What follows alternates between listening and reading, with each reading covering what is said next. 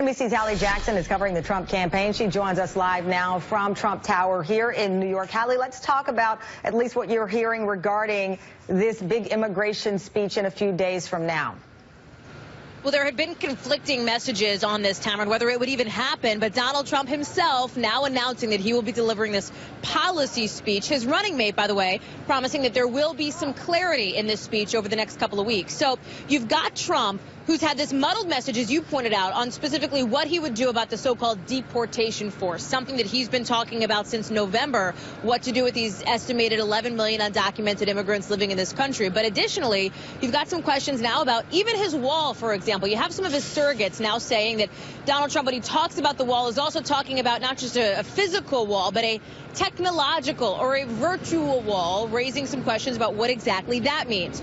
Trump has avoided largely these specifics at his rallies over these past couple of weeks as questions about his immigration policy have come up, leaving it to his team, leaving it to his advisors to try to clarify out there in public. But what you've seen, Tamron, is a series of mixed messages, even though those surrogates insist that Trump's policy has been consistent. What it's been, frankly, is a question mark.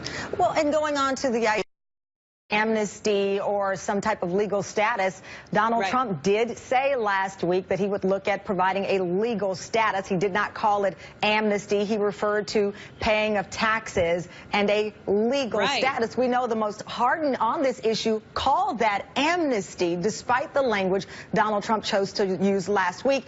Are we expecting him to erase that from his speech on Wednesday?